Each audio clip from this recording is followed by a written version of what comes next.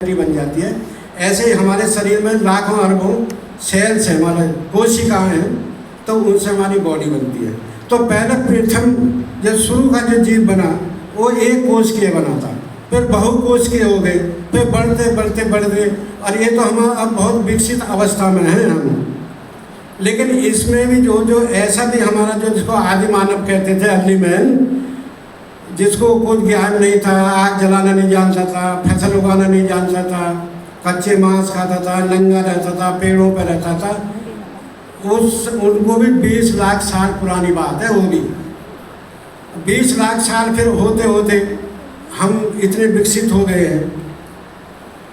तो जब अब ये है कि ये कहते हैं कि जो आदमी जब तक जीवन है उसमें आत्मा नाम की कोई चीज है, और जब आदमी मर जाता है तो आत्मा निकल जाती है, और फिर वही आत्मा कहीं दूसरी जगह जन्म लेती है। कहने का मतलब ये है कि जो भी जहाँ भी जन्म होता है उसके लिए आत्मा जरूर चाहिए, बिना आत्मा का उसमें जीवन संचार नहीं हो सकता। लेकिन अब सवाल ये है, जो पहला जीव बना, पहला कोई जीव था ही नहीं, तो आत्मा थी नहीं। लेकिन जो पहला जीव बना उसमें आत्मा कहां से आई? तो इसका मतलब है आत्मा नाम की कोई चीज नहीं है।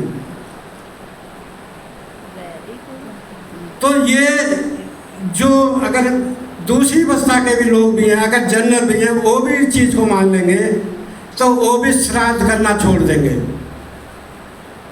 तो इन चीज़ों से हमें बचना चाहिए। और हमारे जो रमेश चंद्र जी कई बहुत सारे उदाहरणों से, देहाती उदाहरणों से हमको चेताया था। सांड का भी उन्होंने दिया था कि हमारे दिमाग में बुस भरा हुआ है, तो हमारे उसे खाने के लिए सांड पीछे पड़ जाते हैं। बिजार, गांव में बिजार भी बोलते हैं उसको। तो हमारे जो उसमें भूसा भर रखा है, हमें भूसे को साफ करना, नहीं तो सांड लग जाएगा पीछे। तो अब मैं एक कबीरदास जी का उदाहरण देता हूँ कि हमारे मन में हम कैसे कितने मूर्ख हैं, यानी हम जानवर हैं। वो क्या हुआ कि वो बकरी पालते थे, तो उनकी बकरी यदा कदा कभी कभी मंदिर में भी चली जाती थी, कभी मस्जिद में भी चली जाती थी। तो उनको जो पंडित थे, पुजारी थे मंदिर के, उन्हें तो अच्छा नहीं लगता था। भाई गंदा करती है, आ जाती है, मिल में आती है, मेरी पूजा पाठ में खलल होता है। मौलवी साहब भी नाराज हो जाते थे।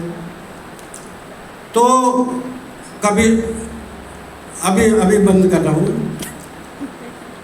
तो जो पुजारी थे मंदिर में, उन्होंने कबीरदास जी से शिकायत करी, कबीर तो अपनी ये बकरी को बांध के क्यों नहीं रखता, ये लोग मंदिर में घुस जाती है।